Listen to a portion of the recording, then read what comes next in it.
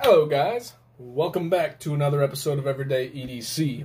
My name is Tyler, and today we are going to be reviewing the infamous, the ever so frickin' amazingly huge, just in popularity, fantastic knife that just surpasses its name, and it's everybody's favorite frickin' thing because it can fit in basketball shorts and your underwear.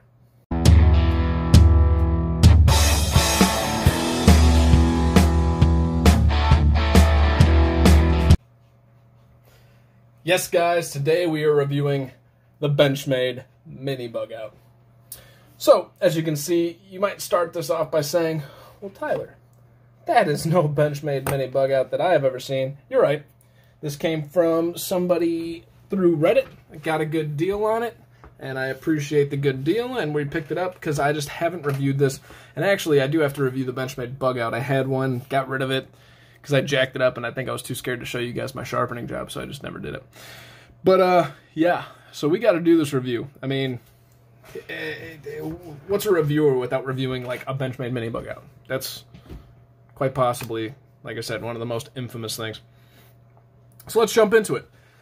Before we go much further, these scales, I believe, are flytanium. These are a flytanium JG10. The original scales come with what they call grivery. Unfortunately for you, I will have to do an episode where I describe the differences between GFN, FRN, Grivery, G10, etc., etc., etc. I just simply don't have those answers off the top of my head right now. But I'll get you those answers eventually. So yes, these are G10. The originals are Grivery.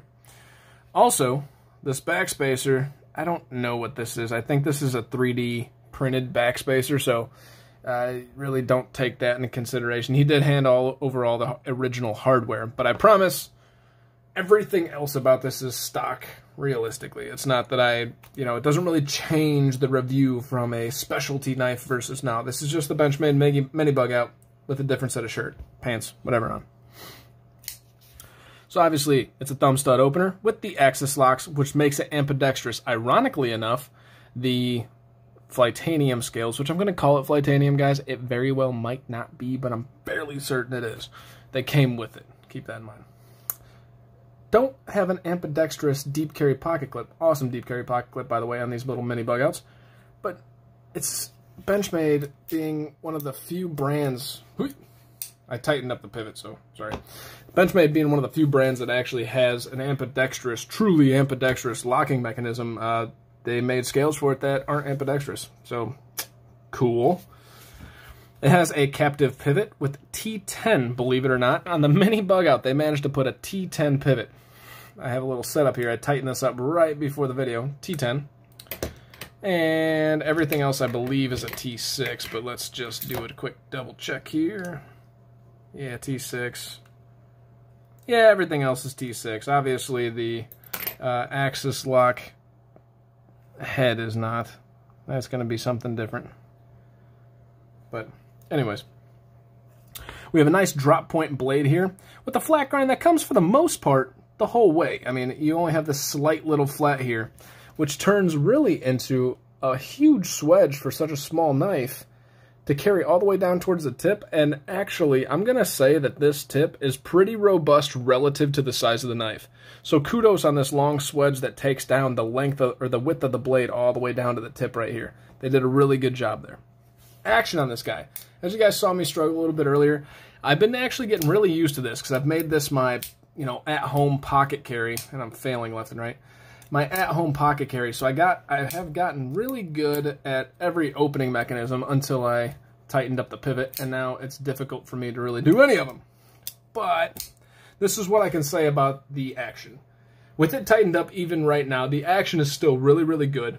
The thumb flip is by far and large probably your best bet.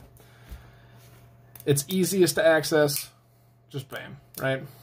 The axis lock opening, before I tightened it up, was really good. I got to get it to kind of break in or loosen it just a little bit. It had side-to-side play, and I tightened it until it didn't, kind of backed off and found that sweet spot, but a little tough. The one that I had a real serious issue with in the beginning was the reverse flip.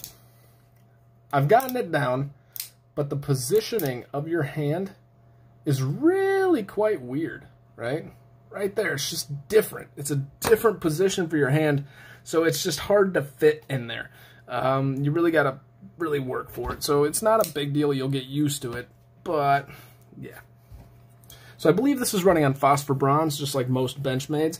So for that, it actually feels really good action. I mean, I had to question it and look into it, and the only answers I could find was looking deep down into the guts of the knife here, and it looks to me to be phosphor bronze. I can't imagine that they would put this on bearings.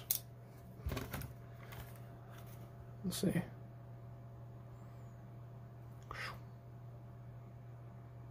Yeah, you really can't see it. Bearings would be a little bit more wide. Another thing to note here, the scales, it's that there's not much of a liner inside the scales, so this is going to be a pretty damn light knife too. That's what the Benchmade Bugout family is, right? Everybody talks about how the Bugout is just this ultimate, you know, perfectly sized and weight ratio pocket tool that is just amazing, and it really is. The texturing on this G10 here for this flytanium is pretty darn good. I have no problems with that whatsoever. And for ergonomics, on a smaller knife, you know, look, I almost get all 4 fingers on there with no problem, and it feels comfortable. This actually really is comfortable as a small slicer to use. The blade itself is extremely slicey, NS30V if I haven't mentioned that yet. I feel like it's a really small blade stock. I haven't measured it yet. We're obviously going to get into that with a review. But I mostly do, it's going to sound like I'm a cook, I mostly do food prep with my knives to kind of see how the slicey and the ergos go, because I actually get a lot of food ready for my animals and whatnot. All that being said, it really gives me a feel for things. I just got to keep the blades clean. And this thing performs very, very well. There's certain knives out there that I use and I pick up and I'm like, man, this thing's going to be awesome. And then you cut into like an apple and it just kind of, because the blade stock, it just splits the apple, like it rips it. It doesn't cut it. This is one of those really good slicers.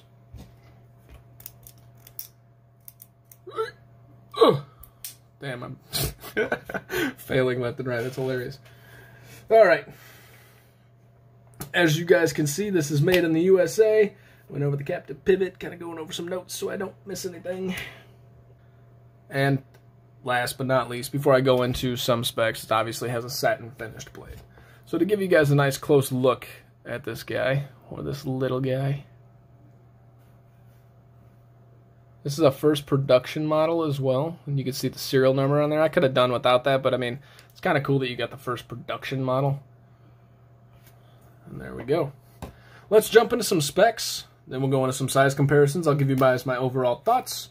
I'll rate the ergos, the action, the fit and finish, the aesthetics, and the value on a scale of 1 to 10 relative to the price and the size of the knife. I try to keep that in mind. I'm not going to compare a Civivi Bull Mastiff versus this, right?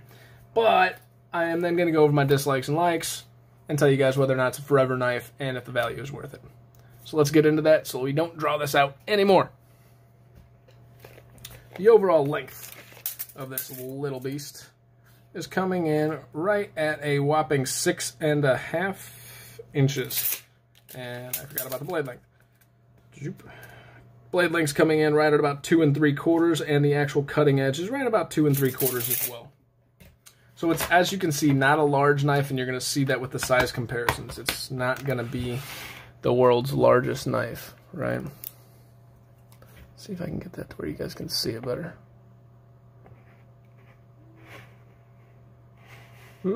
It's just the lighting, it's trying to find it. I'll tell you if I can't see it on there.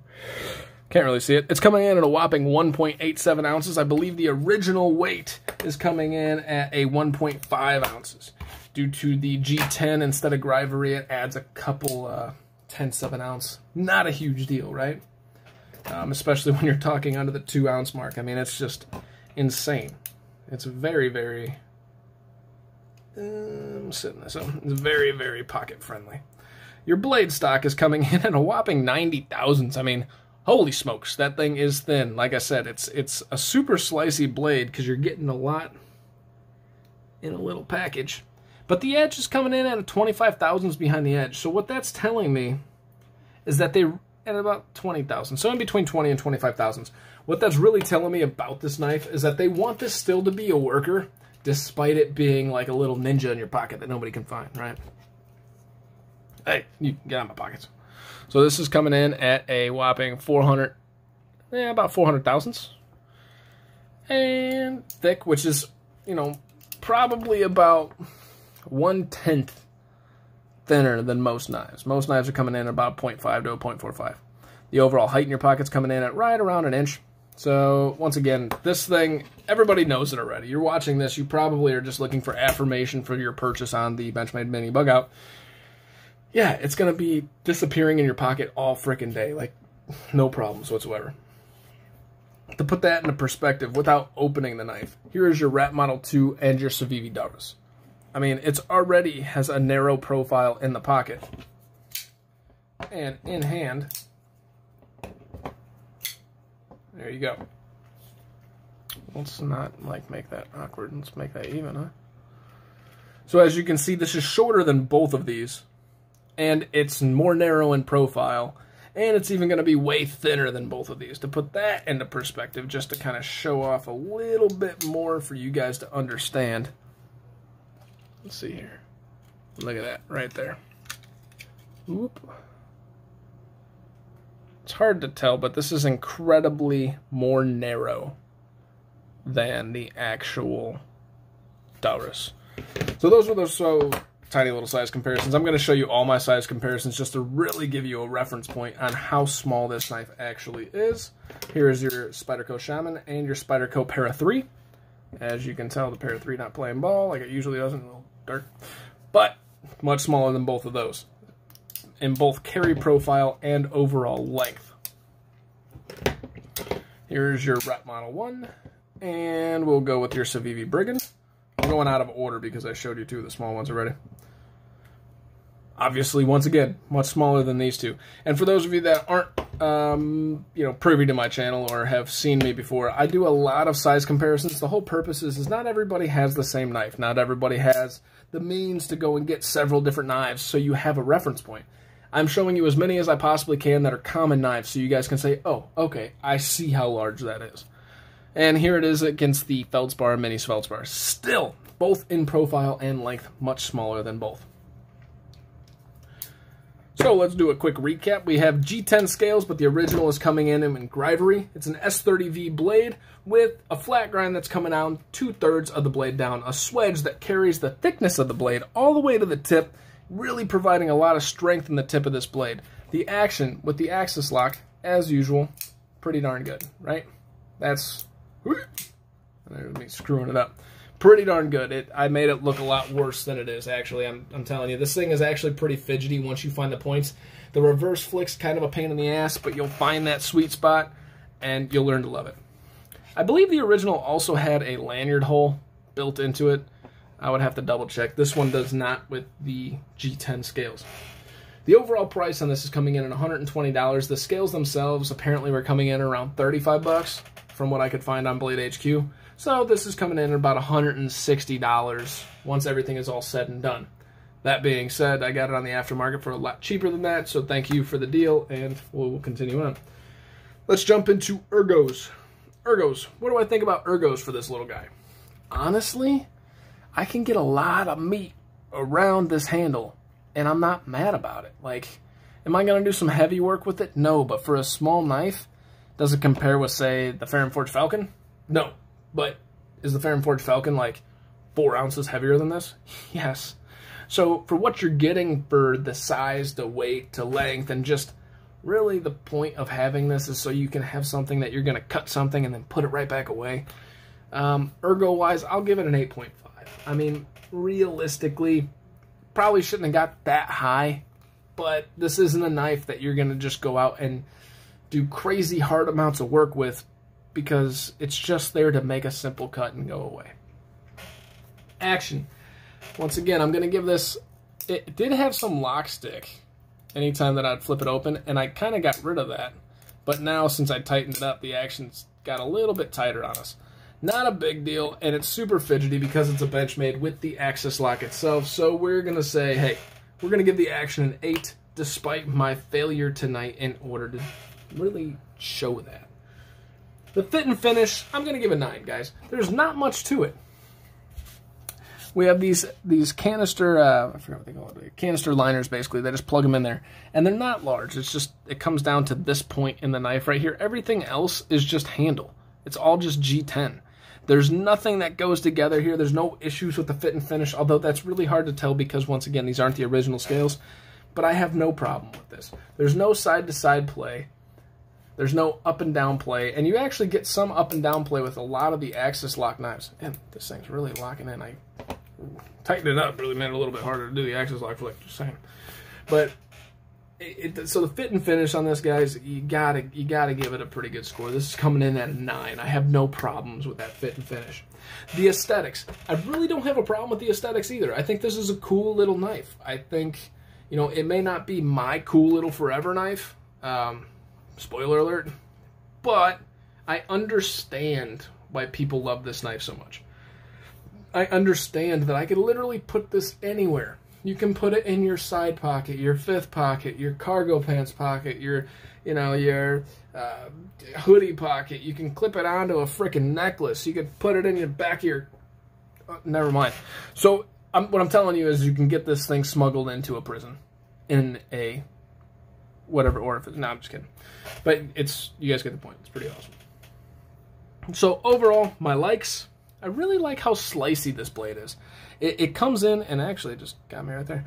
It comes in at a very narrow blade stock, but it doesn't come in at a stupidly low behind the edge thickness, giving it a large working feel. I don't feel like I'm going to break this blade, despite it being pretty darn dainty and small. And I really, really, really like this deep carry. When you guys have this in your pocket, as I said, you can put it in whatever pocket you want. A kangaroo pocket. Kangaroo won't even know it's there. His kid will come out slicing stuff, and he'll be like, what the hell just happened, right? You can do whatever you want with this. It's fantastic. It goes anywhere, and that's really the selling point of the Mini Bugout. Dislikes. On my list, I actually had Axis stick, which basically was saying that the lock was sticking, and it's not really sticking right now. The harder I flick it open, I'm trying to like engage the stick, and it's doing pretty well. So maybe me breaking it in once it got here was doing just fine. We don't know. You know, it is what it is. So I'm going to take that off of my dislikes. The thumb studs. The thumb stud axis in the closed position. Take a look at this. Right? You don't have much room to access that. Here's your Rat Model 2. And let's say your Feldspar. You see how the G10 really rides right on top of that, whereas your Feldspar, it's way out there. You can access this thing, yeah, like that, any way you want, right? I do that all the time. I gotta stop doing that shit. You can access these any way you want, and it's not a huge freaking deal. Hey, anybody want to buy this knife? I just scratched the G10. But, yeah, so I mean, I do have a problem with that. It's a little close, but I get it. The knife is supposed to be small and compact. So here's the million-dollar question that everybody's going to ask. Is this knife worth $120? And my answer to that would be a resounding yes. Okay, so the reason I'm going to say yes, first and foremost, you get $120, you get an S30V. I'm not mad about that. The Grivery scales, I felt them, they kind of feel like a mixture between, say, GFN and G10. It's kind of a weird mixture between there. It's a little bit harder, but not as plasticky feeling as, say, FRN. The action on it's fantastic. The blade on it is fantastic. It's so damn slicey. And I guess really the reason I'm saying that it's worth that amount of money is because it fills a niche that may or may not have existed or had a necessity to exist, but it fills that niche as this knife that just disappears in your pocket. Right? So, yes, it's worth it because there's nothing else out there that's doing this as well as Benchmade did this with the Bugout series. And actually, I think I kind of like the Mini Bugout better than the regular size. The reason being is that the Mini, I mean, you get it. This thing's tiny. It's just supposed to be there, you know, when you need it, and then to put it away. Same thing with the regular size, but the regular size is bigger. Like, if I'm going to carry something like this, I clearly don't want a bigger blade. I just want something that's going to make a cut and go. So I think the Mini Bugout is actually a better deal than the large Bugout. Is this forever knife? As I said, probably not. I will probably experiment with these Jade G10 scales and either do a giveaway or sell this thing. I just have too much stuff. I have no reason to really keep this, but I may find a reason. We'll find out. I've droned on long enough, and I've stolen enough of your guys' time. My name is Tyler. This is Everyday EDC. You guys stay sharp. Stay safe. Thank you guys sincerely so much for watching. Have a great day.